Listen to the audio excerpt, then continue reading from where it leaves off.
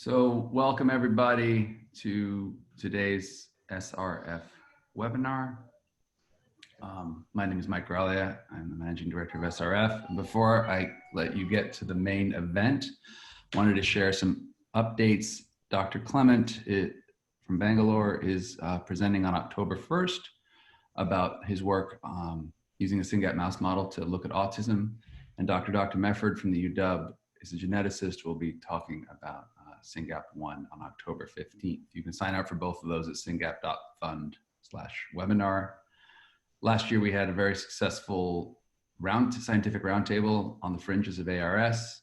Dr. Huganir spoke there. This year, we're doing it again, of course, online. We have SynGAP researchers from a number of great institutions, as well as an update from our partners at Citizen on our registry. So please join us there, syngap.fund/RT2. SynGAP Fund runs a registry in partnership with Citizen, who is a medical records /registry company. They're amazing if you don't know about them. If you're a family watching this, I urge you to go sign up. We take people in cohorts. So at the moment, I think it's on waitlist, but please sign up for the waitlist, syngap.fund/citizen. We have other webinars on Citizen on our webinar page, which I would urge you to watch if you're not familiar with this. If you have any questions or comments about anything, please reach out to me. And with no further ado, I will pass it over to Sydney to introduce Dr. Huganir. We do have an article about him on our website, syngap.fund/Huganir. Over to you, Sydney. Awesome, thanks, Mike. So we're really excited to get to continue our SRF webinar series today. The goals of this series are to get you closer to the science, to make you aware of research that is being done and your opportunities to participate, and empowering your communication with clinicians. Our next webinar, as Mike briefly mentioned, is going to be October 1st at 10 Central Time.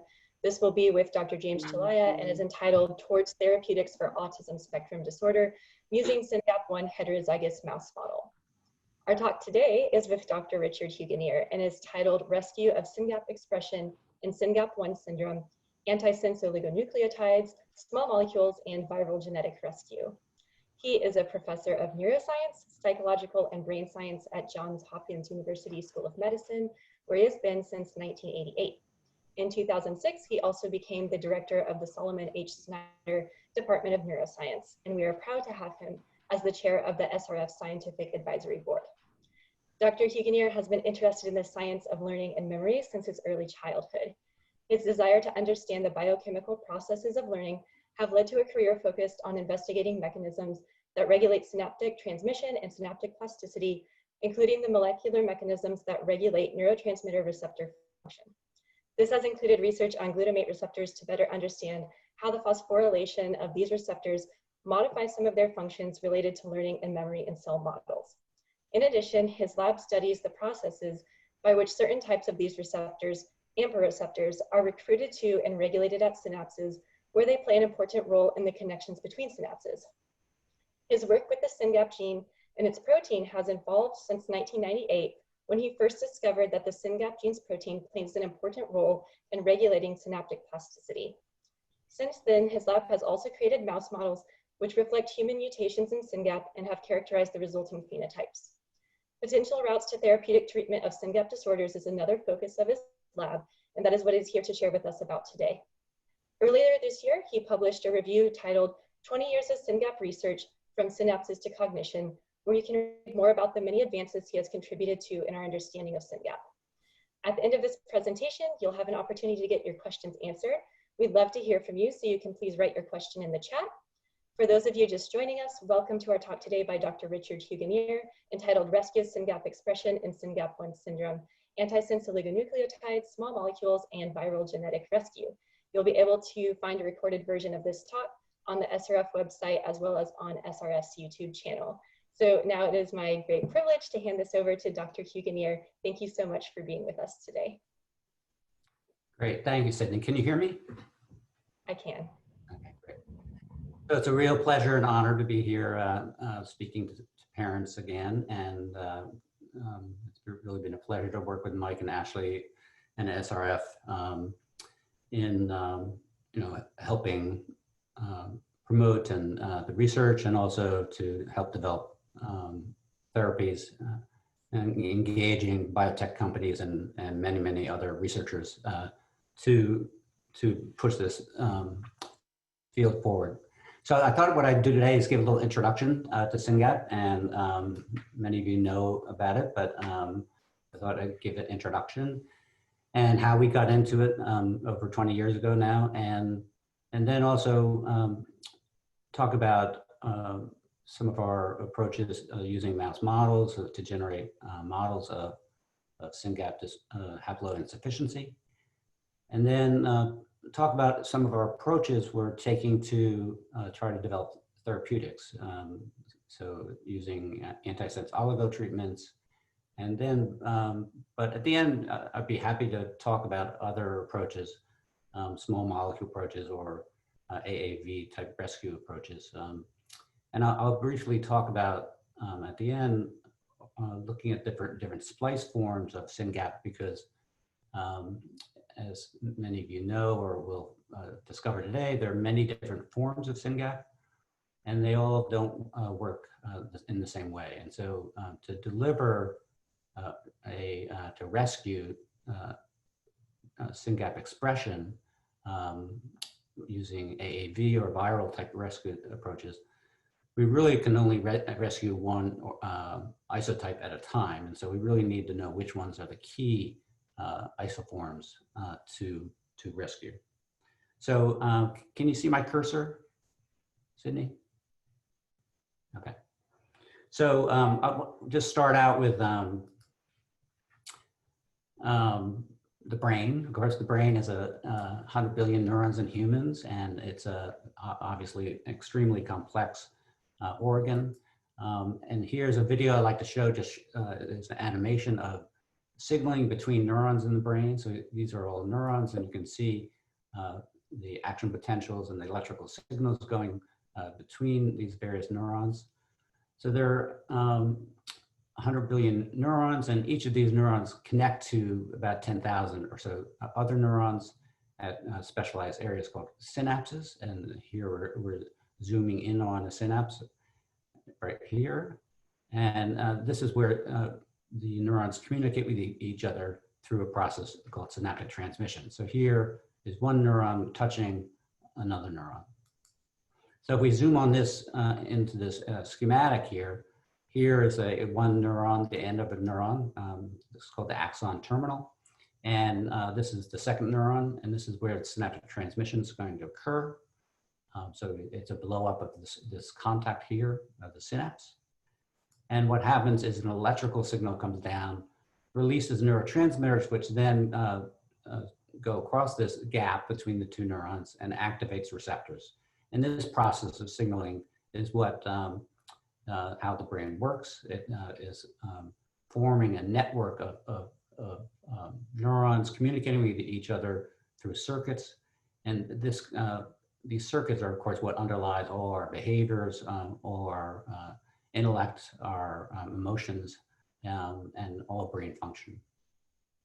So if you, as Sydney mentioned, we've been studying synapses and particularly receptors for many years. How do these receptors work, shown here, and how modification of receptor function may be involved in dynamic regulation of synaptic strength and thereby circuits in the brain. And we think this is really critical for what we call synaptic plasticity and processes such as learning and memory. So, so we've been studying this by looking at phosphorylation of receptors, as mentioned. These are, I won't go into detail, but these modify receptors' function. And then also, we've been studying, this is a reversible process. And then also we've been studying how these receptors work. So here is a schematic of a neurotransmitter receptor, one of the most major receptors in the brain, AMPA receptors. And we study how this receptor is regulated both by adding these phosphate groups, but also by how they are trafficked to synapses and how they interact with proteins that regulate this trafficking of receptors to the synapse. So over the last 25 years or so, we've been studying the regulation of receptors, and we characterize a variety of proteins that interact with the receptors and regulate their targeting to synapses. And this is where we discovered SYNGAP in 1998. So we were identifying proteins that bound together to form this complex, and we were able to identify this protein called SYNGAP. At the same time, Mary Kennedy also was studying synaptic proteins, and she identified SYNGAP by studying high abundance proteins in synapses. And it turns out SYNGAP is one of the highest abundance proteins at a synapse. So she was able to identify it as well. So SYNGAP is really key for regulation of synaptic function, as I'll show you.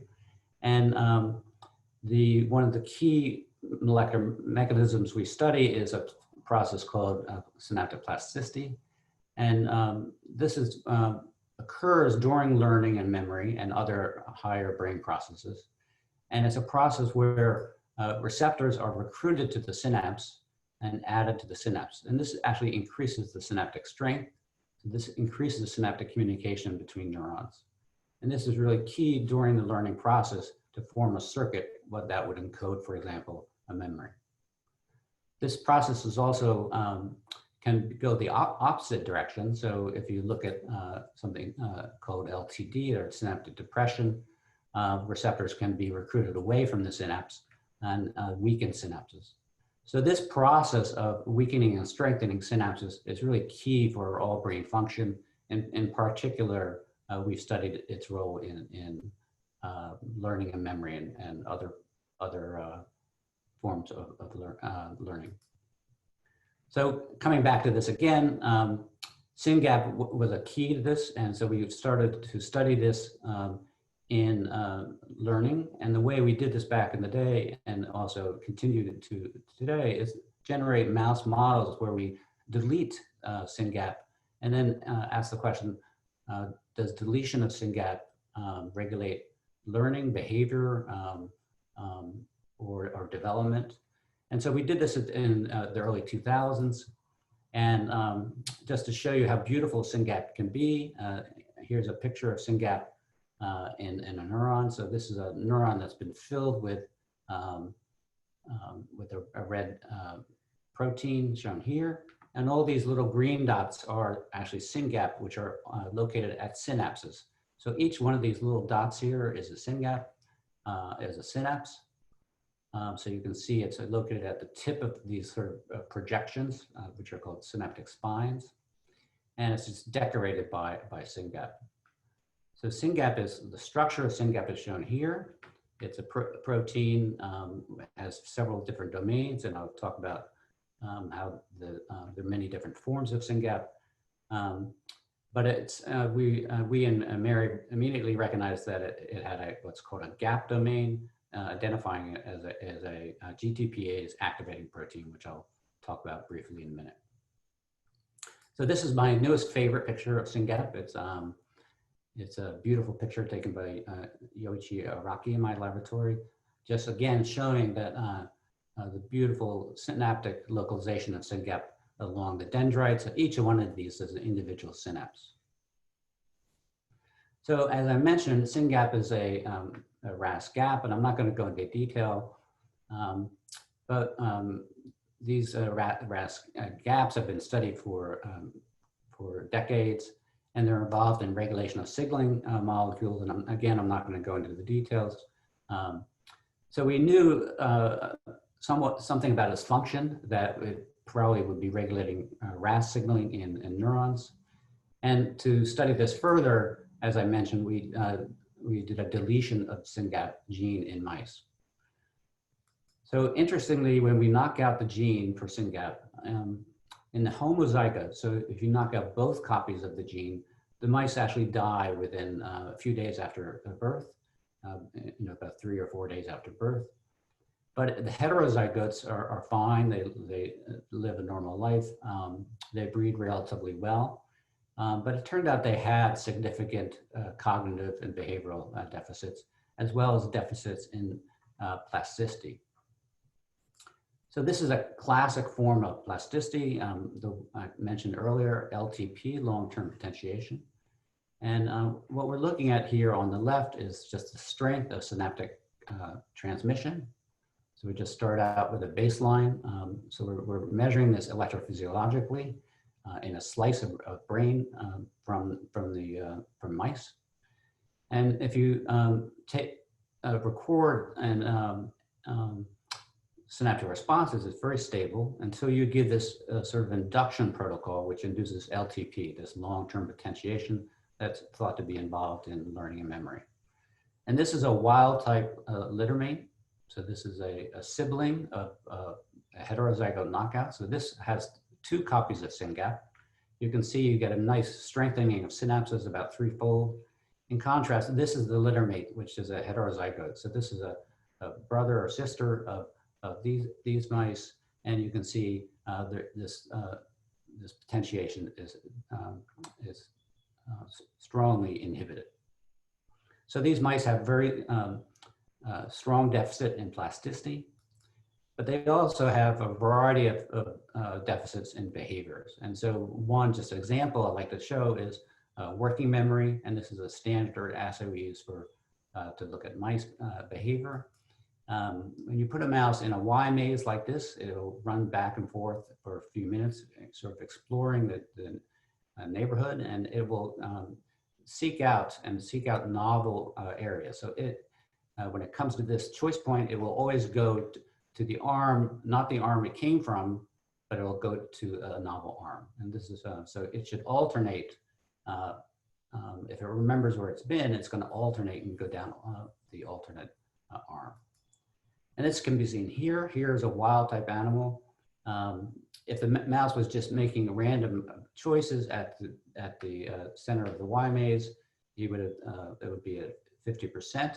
But if he was going sort of seeking out novel, foraging for novel spaces, he would remember where he's been, and he'll take the alternative arm each time he reaches that choice point. So this is a standard response. About 70 to 80% of the time, mice will take the alternative arm. And in contrast, the heterozygote basically just randomly chooses one arm or the other. Interestingly, if we observe this, they actually do this repetitive behaviors. They'll go back and forth between 2 arms. So I'm not going to go into all the details, but over 10 years of work, 15 years of work or so, we came up with a model for how SYNGAP is working during plasticity, during LTP. And so here, SYNGAP is tightly associated with the synapse, shown here. It's bound to this complex that's interacting with receptors as well. During LTP, the induction of plasticity, actually what happens, and I'm not showing any of this data, but what happens is actually SYNGAP will leave the synapse, and this will allow activation of downstream signaling, which is really required for plasticity. And what we see is that the synapse not only gets more receptors, as I described earlier, but also becomes larger. So, so this normal plasticity in the heterozygote does not occur.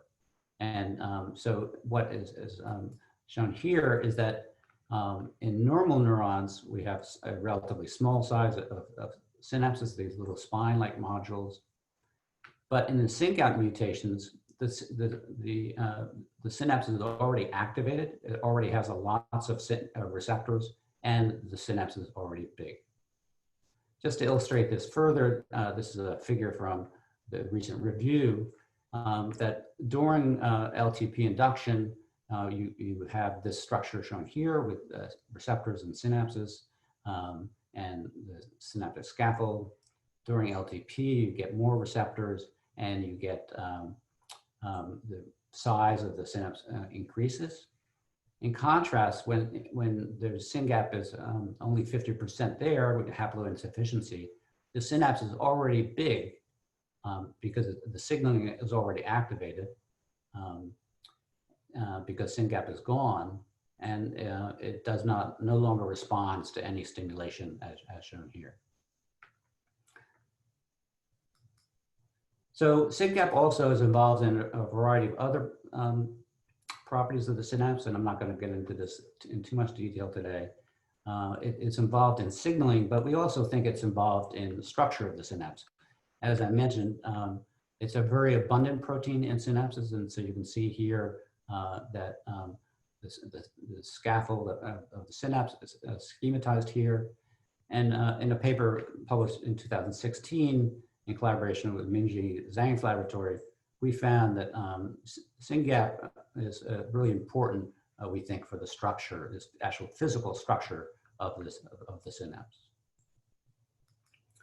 Now, this paper, like many of us, changed the way we think about SYNGAP and really changed the direction of the SYNGAP team in my laboratory. As you know, this also changed Gavin Rumbaugh's research program as well to really, because it showed that SYNGAP not only was important for learning and behavior in mice, but was really critical for human cognition as well. So of course, this is the paper by Jacques Michaud's laboratory, which discovered the first 3 mutations in SYNGAP that led to intellectual disability.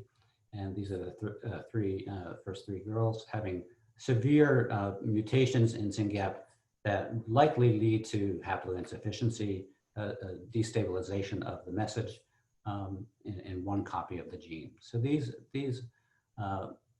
individuals are likely just like our heterozygote. They have one good copy, and then they have a mutated copy, which is probably not producing protein.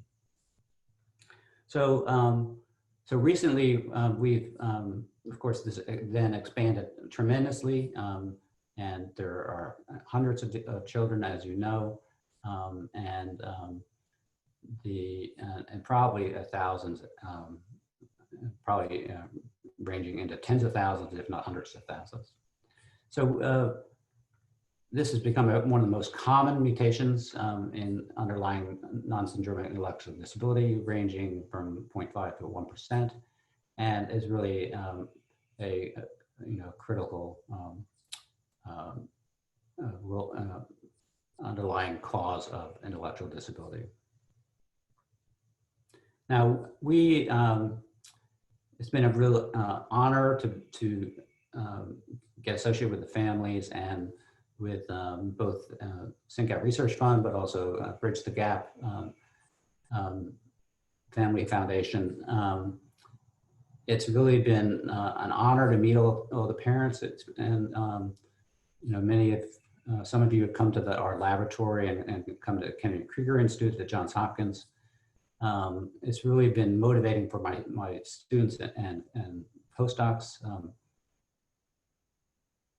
to understand SYNGAP and also develop therapies for SYNGAP. So here are some of the mutations that, this is a figure from our review, just showing that there are many, many different mutations in SYNGAP across the exons shown here, exon and introns.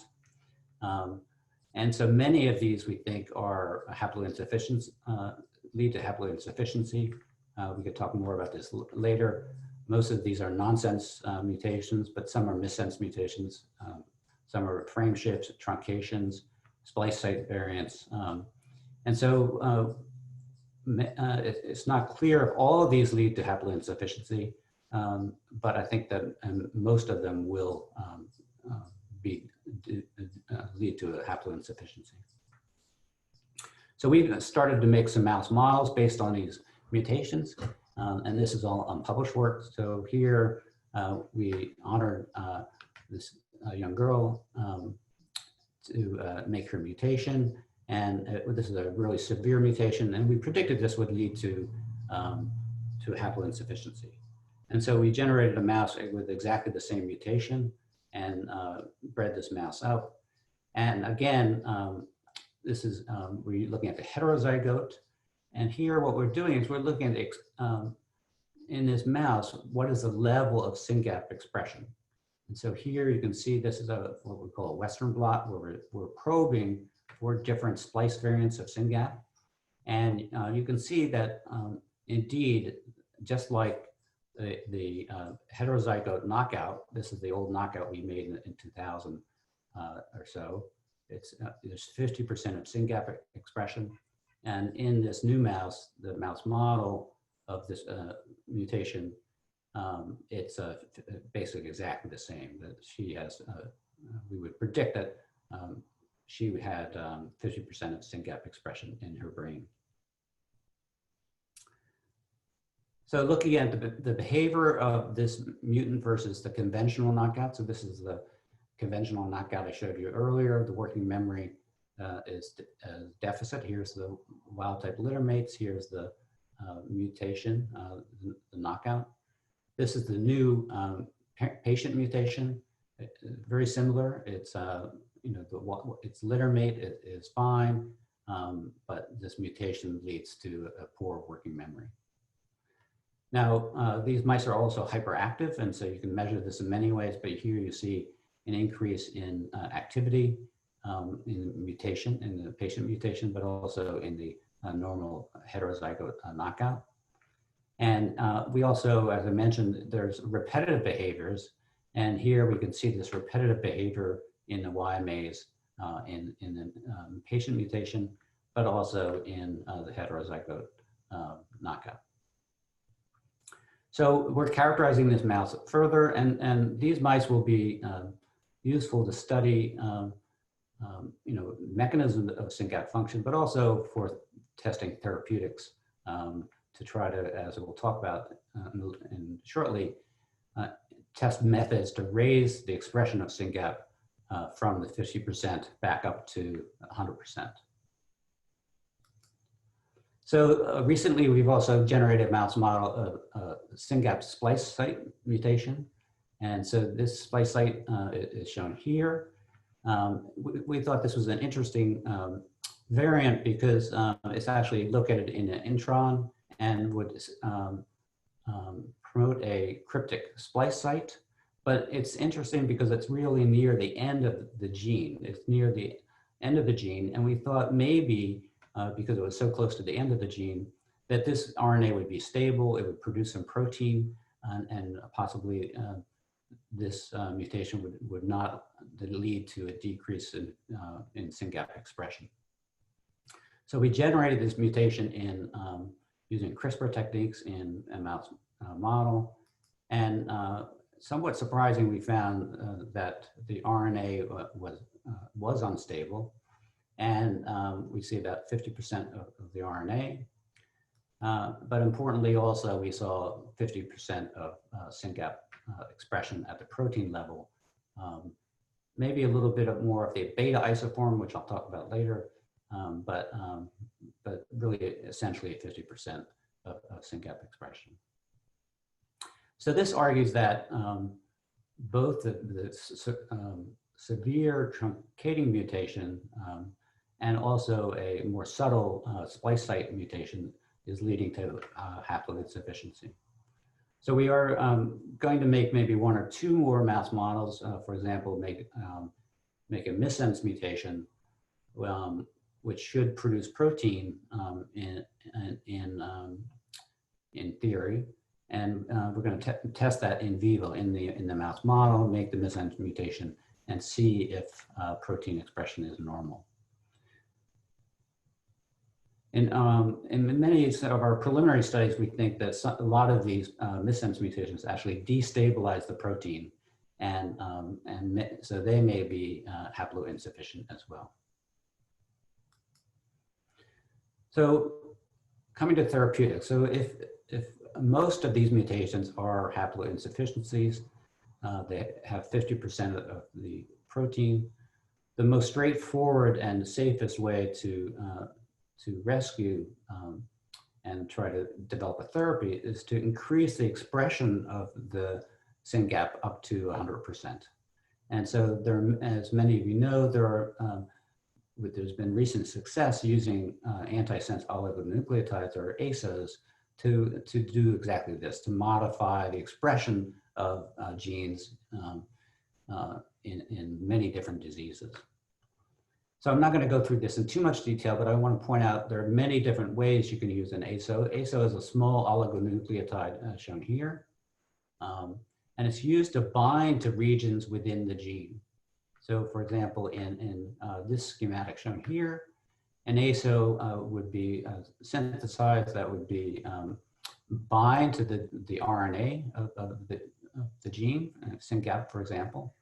And this ASO would be designed so it would recruit a protein called RNase H, and this would chew up the RNA. So it would destroy the RNA and lead to degradation of the protein. So this is not what we want to do, because this would actually decrease the SYNGAP expression further. But we have a little twist on this, which I'll talk about in a minute. We're using this approach in sort of a novel way. There are other ways to regulate expression using ASOs. You can decrease the expression by binding to the start site and inhibiting expression. But one of note is shown here. This is called splicing modulation. And in this case, what you do is you use ASOs to either increase or decrease the efficient splicing, alternative splicing, and this will either increase or decrease the production of the protein. And this technique is what's been working so well in spinal muscular atrophy, and has shown success in several other disorders as well. And in SYNGAP case, this is the approach that Stoke Therapeutics at least is taking in a preclinical level to try to use these ASOs to increase SYNGAP expression. So the twist we took is that we were interested at looking at the SYNGAP gene. Here's the SYNGAP gene shown on chromosome 6. You can see all the exons shown here. And what was unique about this is that it turned out there was an antisense strand. So there's actually a gene that is read in the opposite direction. The RNA starts here and is read in this direction, but it overlaps with SYNGAP. It has a very similar sequence. It's called an antisense transcript. And this gene is not encoding a protein, but it's actually just encoding a non-coding RNA, a small RNA. Now, why this is interesting is that this antisenses usually regulate the expression of this homologous gene. So this RNA could, in theory, regulate the expression of SYNGAP. So we looked at this in more detail, and interestingly, this antisense transcript is only found in human brain and not in mouse and rat. And this is a problem, of course, for our studies if we want to study it in mouse and rat systems. But we are starting to look at this in human cells currently. Now, this is zooming in on the structure. So here is the normal the end of the SYNGAP gene. We have 3 exons shown here. So this makes these combine to make the SYNGAP protein. But we found that there are 2 antisense forms that antisense non-coding RNA. And remember, they're going the opposite direction. And they overlap with exon 17 and exon 16. So this antisense will bind to the sense strand. And as I mentioned, in many cases, these antisense, when they bind, they lead to degradation of the RNA. So to test this, we actually just, since we couldn't do this in mice, we tested it in human cells. These are not neurons, but they're called human embryonic kidney cells. And what we could do is sort of reconstitute a system to see the impact of this antisense strand on SYNGAP. So we can put in SYNGAP gene shown here, and you can see SYNGAP is highly expressed. This is the protein. And if we titrate in this antisense strand shown here, you see that the SYNGAP expression goes down using 2 different antibodies shown here. So this confirms what we hypothesized, that this antisense strand actually inhibits SYNGAP function, or SYNGAP expression. So the twist we decided to do is to take antisense oligos and not target them to SYNGAP, because that would decrease SYNGAP, but target them to the antisense strand. So if the antisense oligos, the ASOs, would downregulate SYNGAP, the antisense strand, bringing this level of the antisense down, we could increase SYNGAP expression as shown here.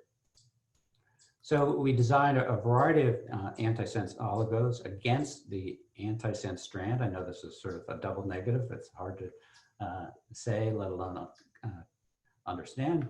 But using these antisense oligos, we try to target this antisense strand to decrease its expression, and that would therefore increase the expression of normal SYNGAP.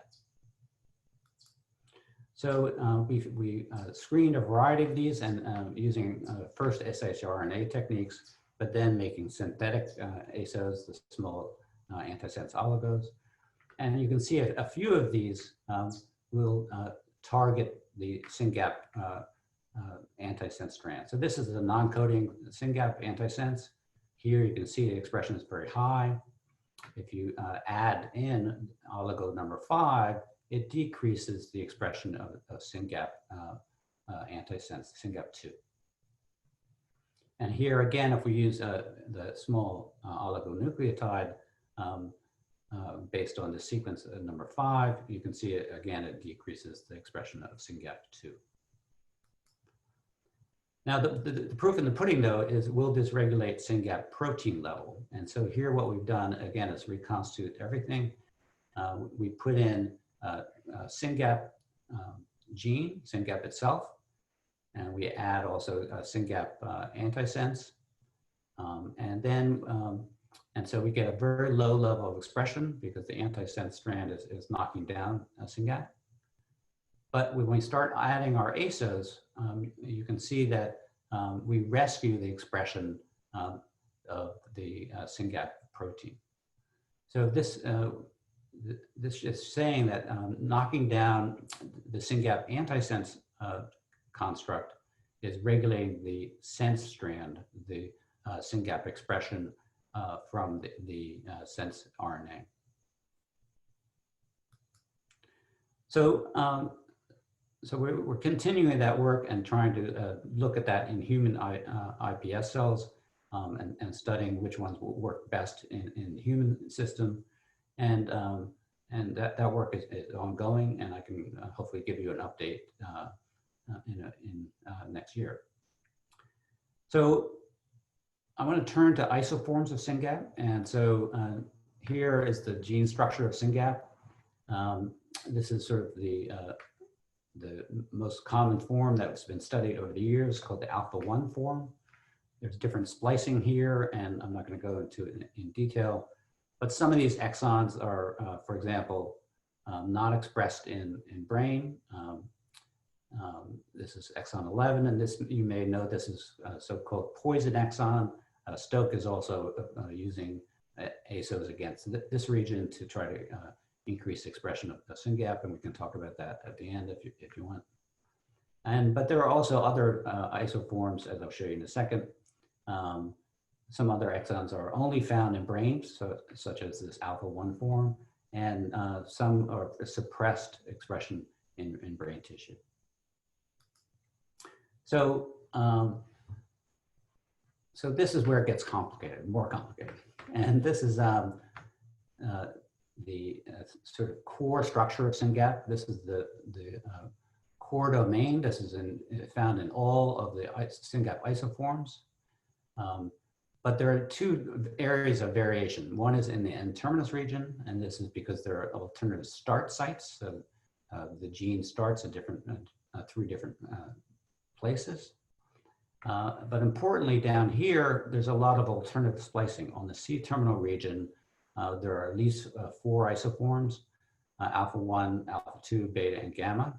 And they have distinct structures. They have distinct structures at the C-terminus that lead to distinct functions. And I can go into this if people are interested, but recently we and others have started characterizing this. Gavin and I have been working in parallel, complementary methods to look at the function of these different isoforms. And we wanted to know which one of these isoforms is really important for SYNGAP function in the brain, and specifically in SYNGAP function in that synaptic plasticity that I talked about earlier. So this is a recent paper. I'm not going to go into it in detail. We had characterizing the different isoforms. Where are these isoforms expressed, and when do they get expressed? Where do they get targeted? And what we found is that the alpha 1 isoform is the most critical, we think, for synaptic plasticity, and is the most synaptically targeted isoform. So SYNGAP1 alpha 1 goes to synapses very efficiently and is really key for plasticity. And if you just focus down here, what I'll just go through this simply is that, remember I told you that during LTP induction, during plasticity, the synapse gets larger. So here you can see this is just in a wild type neuron in culture. This is just a wild type mouse. If you induce LTP, you see the increase in volume. Now, if you knock down SYNGAP, so if you decrease the level of SYNGAP using shRNA techniques, you can see this volume goes up, as I mentioned earlier. The size of the spine is already large. And in fact, when you try to induce plasticity, nothing happens. Now, what we can do is we can do what's called a molecular rescue.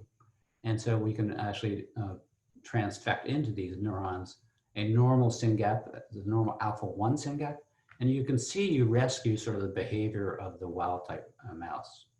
So here you're getting expression of the alpha 1. This spine size gets smaller again, and then it responds to LTP induction. So with alpha 1, when we rescue the knockdown of SYNGAP with alpha 1, we get a nice response. However, when we rescue with the other isoforms, alpha 2, beta, and gamma, we don't rescue as well this plasticity. So you see the volume stays, the spine size stays up, and again, you don't get much of a response during plasticity. So this is, we think, an important result because it certainly says that a key form of alpha of SYNGAP potentially for AAV rescue is the alpha 1 isoform. And I think this agrees with recent unpublished data from Gavin's lab as well, that the alpha 1 isoform is really key for plasticity and behavior in mice. So I'm going to stop there. I know it's been a mouthful, and hopefully I can clarify things if you have questions, but I just want to acknowledge the people involved. So this all started back with Ji-Hye Kim, who was a graduate student in the laboratory in 1998. She cloned, as part of her thesis, SYNGAP.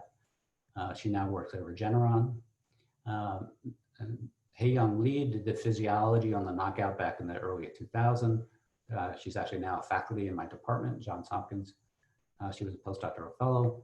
Kogo Takamiya made the knockout in the mouse back in the 2000s.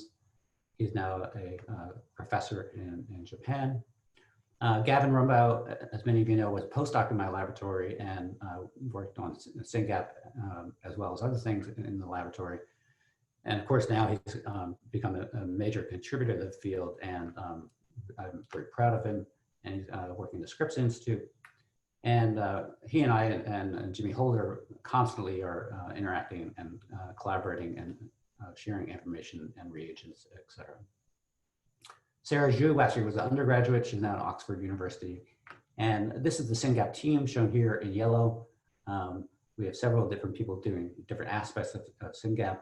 And this is the rest of the lab who are doing other interesting work, at least I think so. And again, I want to call out Minji Zhang's laboratory, who we worked on this together for collaboration for the structural work. And then finally, funding, NINDS, NIMH, and NIA. And I also want to thank SYNGAP Research Fund for funding our work as well. It's really, you know, research takes a lot of time, a lot of effort. These students and postdocs work and night and day, and you know, it's not free. It takes generating these mice, and even maintaining the mice is an incredibly expensive endeavor. And so I just want to, now I'm ready to sort of have a discussion about potential therapies, and be happy to start a discussion with talking about ASOs versus small molecules and viral rescue. But I think we can probably take down stop sharing, and we can just begin a discussion. So Rick, thanks for that. It was a tour de force, and I'm sure parents will watch that a lot and email both of us lots of questions. In the Q&A, Dr. Hans Schlecht, who is a SYNGAP parent and leads a team of SYNGAP parents who are, you know, MDs and PhDs, has been hitting you with 4 different questions. And generally with these webinars, we have a good number of parents join, and then we have a lot of parents watch the videos later. There's also a lot of scientists on here who I think are going to come in swinging with great questions, and they're welcome. And we love seeing scientists interested in SYNGAP. But I just want to hit you with the hardest question first. You've got some very promising data on your ASO for the ASO for SYNGAP2, and every question. And at the end of the day, parents are blown away with the science and glad for the decades of work you've done, and they just want to know when that's going to be in the clinic. and that's and as I think about it, the question behind that question is like, how fast could that be in the clinic? Are you partnering? It's already coming to my inbox. How fast is it going to be in the clinic? Are you already working with a drug company? What's the game plan? I just want to get that one out of the way before we let people geek out. So I think we'll talk about the different approaches. I think people are very excited about the ASOs because they're pretty, you know, they've been successful in other diseases. They're you know, the path to is relatively clear and straightforward. But the key is to find the right antisense oligos that's going to regulate expression. And so, you know, I think there are many biotech companies looking at this. Certainly Stoke is the most you know, publicly involved in developing antisense oligos. And so I think that they are in the lead, I would guess. You know, they've taken an approach to increase the expression of SYNGAP by increasing the efficiency of splicing of SYNGAP in general. And also they had a recent paper looking at this poison exon 11, what we call exon 11, targeting that to try to increase SYNGAP expression. So we were working on that as well, and there are several other labs across the country working both on that exon and other antisense oligo approaches. So I think you know, the ASOs are probably going to be the first approach. You know, I'm not Stoke may be the first one to, you know, get to the point for clinical trials. So you have to, you know, identify the antisense oligo that works in vitro, you know, in tissue culture or human iPS cells. Then, you know, in some cases you can show that rescues in a mouse model, for example. But then you've got to do the human studies, and you know, obviously I'm not going to be doing that. I have to partner with pharma or biotechs, and so I'm working with a couple of biotechs. to think about this, various approaches. And I think there are, as you know, there are lots of biotechs that are thinking about SYNGAP. SYNGAP is a very attractive, the syndrome is very attractive to I think pharma, because it's really one of the most abundant causes of intellectual disability. And so if we could rescue the expression of SYNGAP, I think it would be one of the first cases where we're rescuing a sort of a cognitive disorder. With spinal muscular atrophy, it's really a neurodegeneration. It's a neuromuscular disease. It doesn't affect so much cognition, but SYNGAP would be a great example where it can impact cognitive function and behavior. So I think ASOs are probably going to be the fastest approach, and as you know, that takes 3 to 5 years once you get a good antisense oligo. It's not clear to me where any of these biotech companies are, how close Stoke is to generating those ASOs that they think are clinically important, but also whether they've taken it on as their next major project. Obviously, they're very involved in Dravet syndrome right now. Thank you. So we don't know if the SYNGAP, the antisense to SYNGAP2 is going to work yet, but that's something we're continuing to do. Yeah, I got it. There's a few questions piling in. Hans has some scientific ones. James asked about small molecule versus ASOs. I want to just ask you one more. I want to just abuse my position to ask you one more question that has come up a few times among different patient groups. Some people have come to us and said, why aren't we talking more about AAVs? And I am over my skis using any of these terms. But basically what I've said to them, parroting what I've heard from another rare disease group, is as a haploinsufficiency, we have a good copy and a bad copy. And we're very fortunate to have a good copy, so let's use it more. And that's basically what ASOs are doing, right? Taking down the takedown, you upregulate. Whereas with an AAV, you're going in, it's one shot on goal, it's riskier, we're not there yet. And so when people ask me, why aren't we pushing harder on that? I say, later, we're not there yet. Mm-hmm. Please correct or amend me, Professor. I mean, how do I respond to that question better? So, the good thing about ASOs is the path forward is relatively straightforward. The bad, as you know, the bad part is it's not a cure, right? And it's pretty invasive. You inject, into the spinal cord the ASO, and it distributes through the spinal cord of the brain, and that has to be done on a relatively regular basis. It's also very expensive, of course. AAVs are a different approach, and I think that there's going to be a revolution in AAVs. There are whole biotech companies that are only working on AAVs, developing AAVs that will target the brain well. And so I think there's going to be progress both in academics and in the biotech world. So one problem with AAVs is currently you can only package a certain size of a gene in there, that they have a limit on the size of the gene. But I think there's progress in developing better loads for AAVs.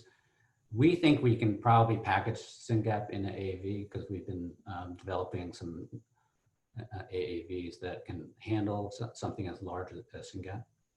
But I think the key here is which isoforms. So you can't express the whole gene. The gene is humongous. You really have to express just one of the isoforms. And so if you can only deliver one of the isoforms, which one?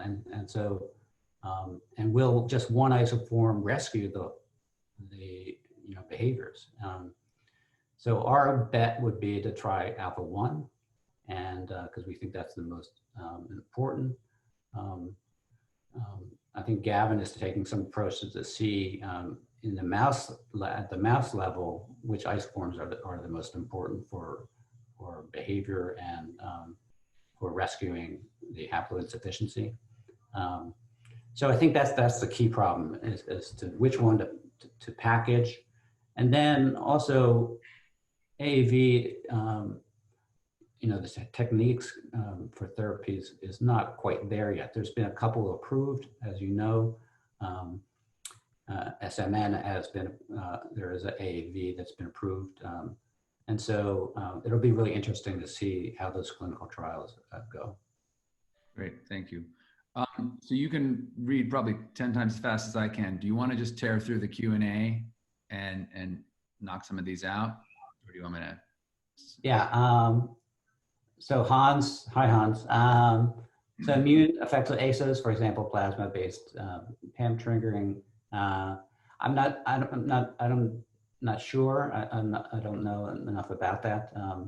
One thing about antisense oligos in this case will be injecting them into the brain, right? So they would be either into the spinal cord, into the ventricular system, and so they might be protected against antibody responses, but I'm not sure more about that.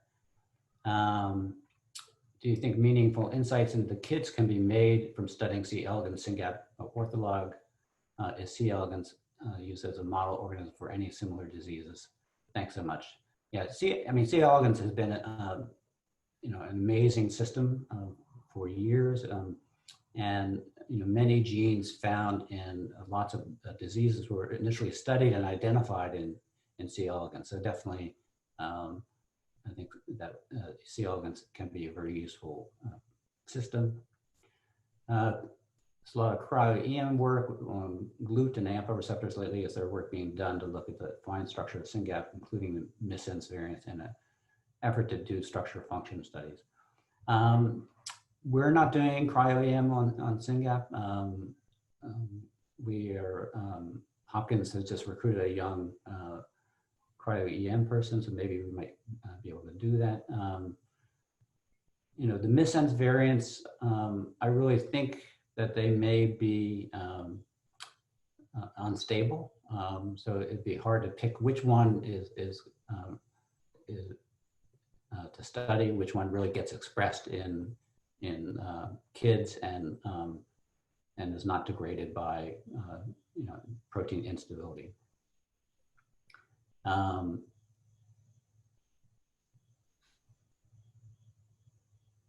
Okay, the HGNC, I need more information about that, Hans. I don't know what you're referring to.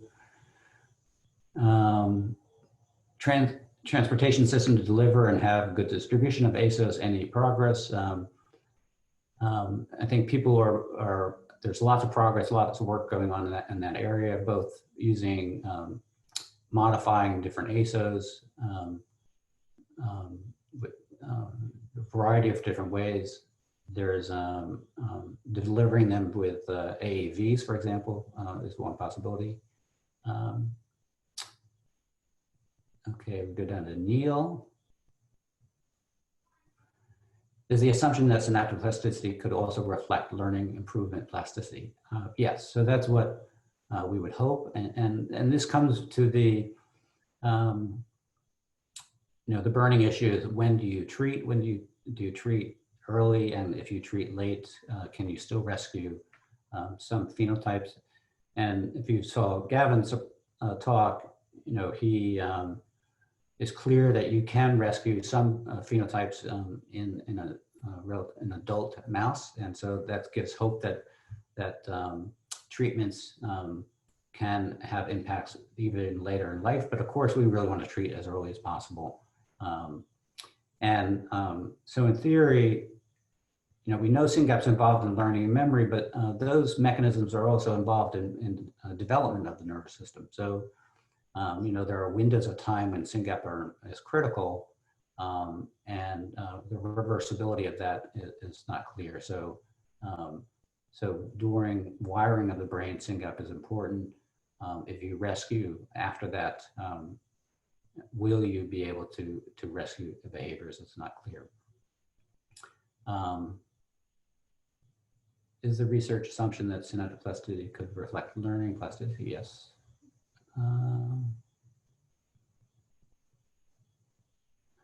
What are the most promising areas for small molecules? So this is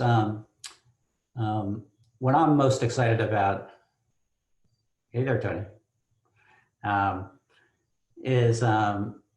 You know, there are now small molecules that affect splicing. So for SMN, there's a small molecule that was isolated through high throughput screening. And so you don't have to use an ASO anymore. You could use a small molecule to do the same thing the ASO was doing to increase the expression of the protein. And so I think doing a high throughput screens to try to regulate splicing of SYNGAP with small molecules is really a productive way to go. You know, in the best of all worlds, they would be orally available. You would take a pill, and you would have to be on those pills for life. But you know, hopefully with not serious off-target effects. I think there's great potential for small molecules. Now, we didn't talk about this too much, but you know, there are many ways to regulate SYNGAP expression. And I didn't go into to all of them, but you know, with Gavin, he went his talk. He discussed some of these. You know, you can regulate expression. You can regulate degradation of the protein. There are many different ways. And so if we understood more about the sort of the metabolism, the life path of SYNGAP, you know, what regulates its expression, stability of the protein and the RNA, and also the degradation, we could target those pathways for with small molecules as well.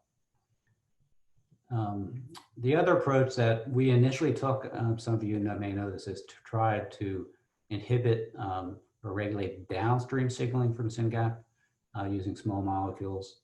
And this could be effective, but we found, at least in our studies, we were having trouble getting that to work in vivo in intact animals. I won't go into detail about that, but again, those are not cures. They are, you know, it would just be a therapy you would take every day, and in many cases they might have side effects.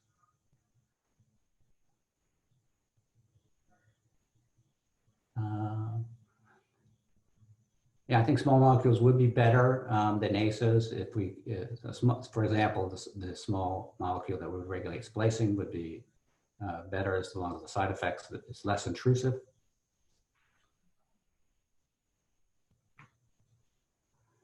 All right, so Olga says, which are the more severe SYNGAP mutations? Are they identified based on type, missense, nonsense, or is it strictly based on patient phenotype? So if you just look at the SYNGAP mutations, the most severe are the ones that you would predict disrupt SYNGAP expression or function. And so the nonsense mutations in many cases lead to nonsense mediated decay of the RNA. So basically the RNA is totally gone and you get 50% of SYNGAP expression. So those are severe. Some of those are more severe than others. They have frame shifts and then truncations. Missense mutations, as you may know, is just a change of a single amino acid. So it just changes an amino acid from one to another. In some cases, that can be very mild. That can have no effect on SYNGAP function, and those are commonly found in many genes, missense mutations that produce variations in protein sequence and have no impact. But the ones that lead to disease, where there's you know, very clear genetics that the missense mutation is causing intellectual disability, we really frankly don't know why. You know, and I think Gavin talked about this as well. It could be that protein is expressed, but it's not working well, or it's as I said, it's the protein is expressed, but it's very unstable, and so it gets degraded very rapidly.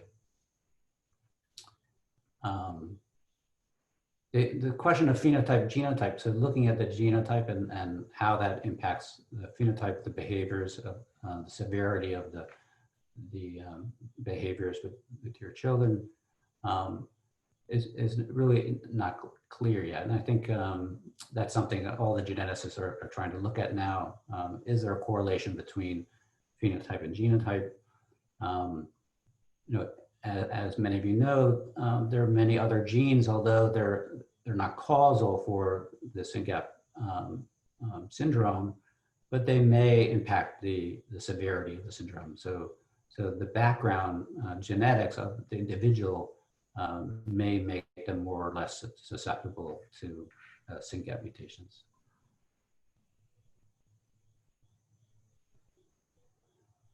Okay.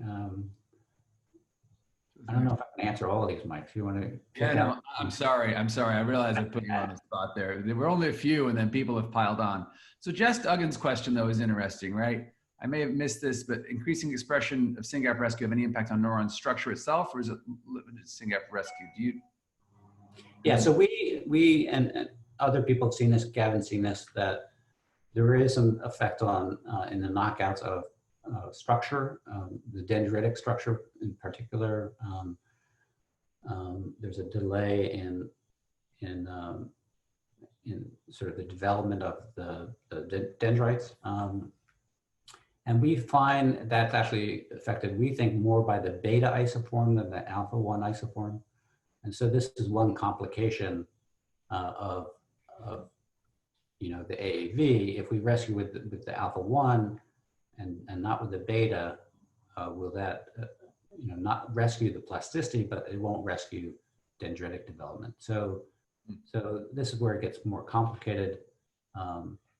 But definitely, yeah, there are effects of SYNGAP on sort of the development of and the elaboration of dendrites, as well as the size of synapses, as I mentioned as well. So Jess has another good question, but I want to just follow up on that. So if you go with an AAV, you have to pick an isoform. And so you go with the alpha and you have the good news, but you don't have the beta. But if you go with an ASO and you take down SYNGAP2, so you take off a regulatory mechanism, you're then not, this is a question, but I'm stating it as a fact, you can correct me.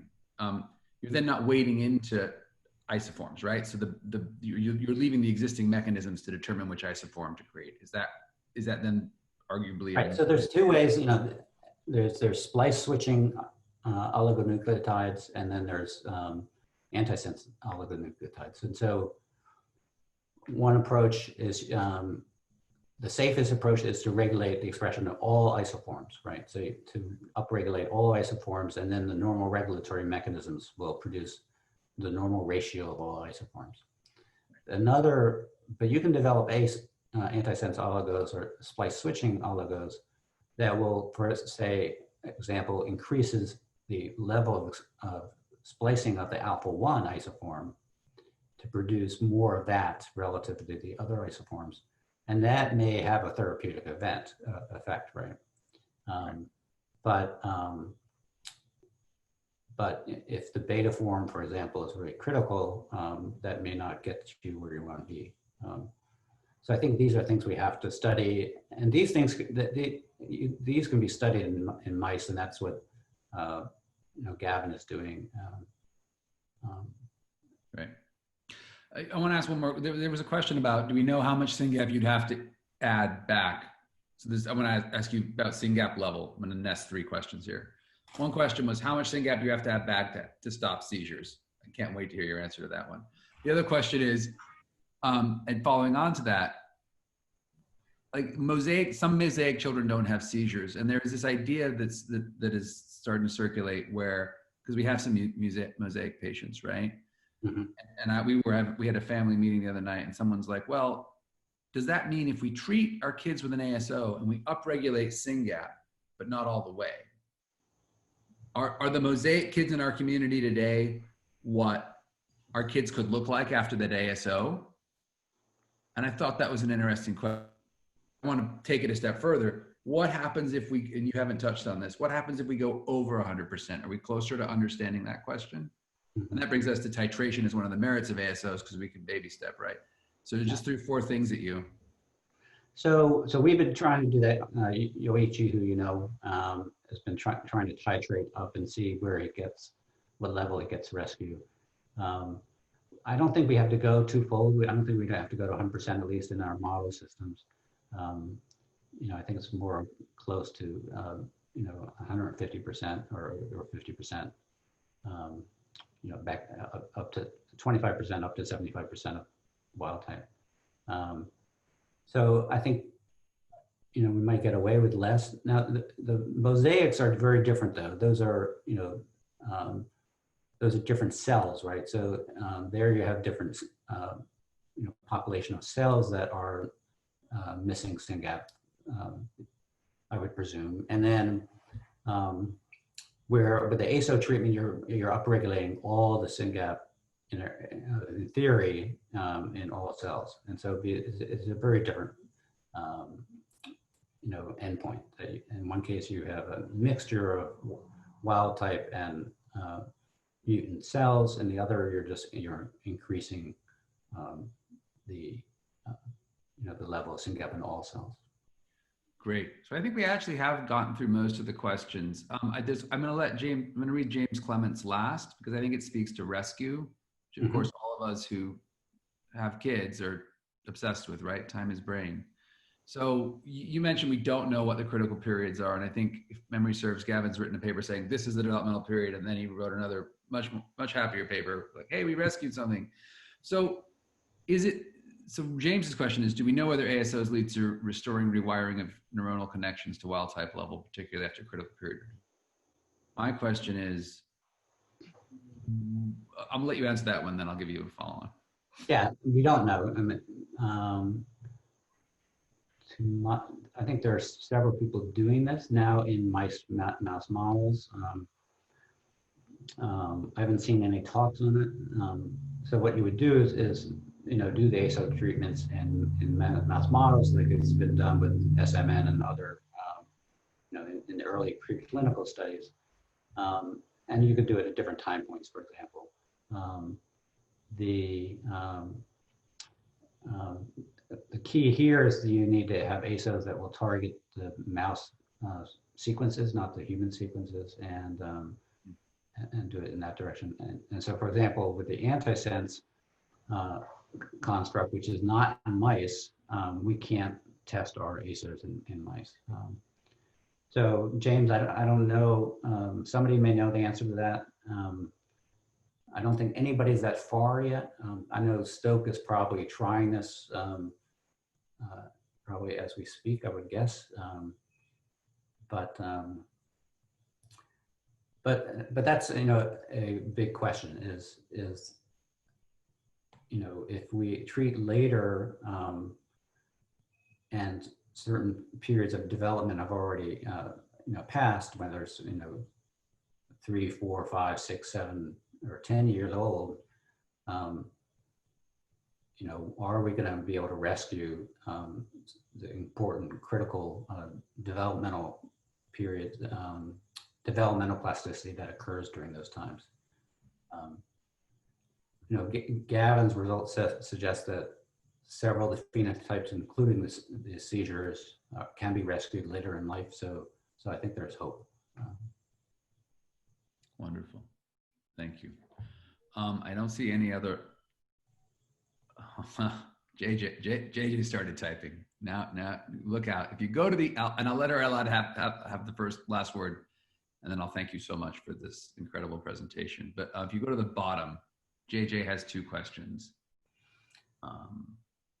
What are the ripple effects of the abnormal structure of the synapse? So the synapse, and this changes during development. You know, Gavin has looked at this, but having these large, very active synapses means that they're very excitable, and so that might underlie the epilepsy and the seizures. We don't know that, but certainly that would make sense that these large synapses make the neurons more excitable, and that leads to seizures.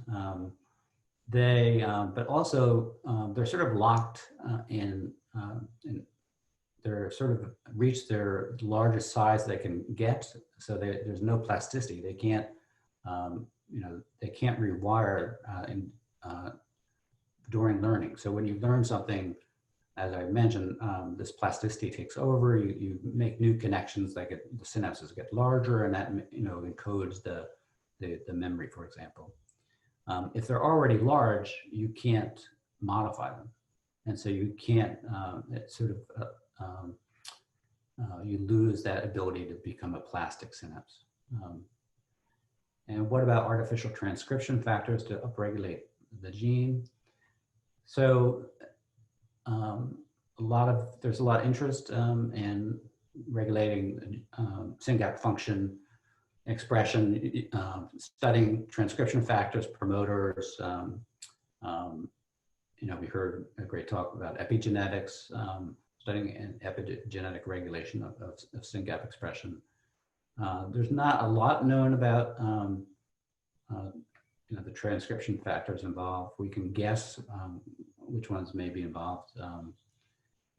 The problem with artificial transcription factors is that transcription factors in general regulate many different genes. So putting transcription factors in there to regulate SYNGAP will probably regulate many other genes as well, and that would produce off-target effects that could be detrimental. Okay. she's kept going. So if we can correct SYNGAP protein to wild type, can this abnormal architecture be corrected? It will correct the abnormal architecture in the cell, right? So, but the question is whether the circuit that was formed during development, whether you can connect it, correct that. So that's the big question, and most of us would say probably not, and that's the major concern in treating later rather than earlier. Right. Amazing. Well, thank you. There's a lot of work we still have to do. So yeah, looking forward to it. We're there. We're at COVID. I can only have 50% of the people in the lab at a time, but they're working night and day. We have 2 to 3 shifts, and they're working through the night to get the work done. So appreciate it. Thank you very much, Rick. This has been an epic webinar, and we appreciate an hour and a half of your time. All right. So it's been an honor, pleasure. I'll see you again somewhere soon, I'm sure, and maybe not in person, but yeah. Yeah, on a screen for sure. In person, God only knows. Not telling. All right. Thank you, Rick. Thank you, everybody, for coming. Take care, everybody.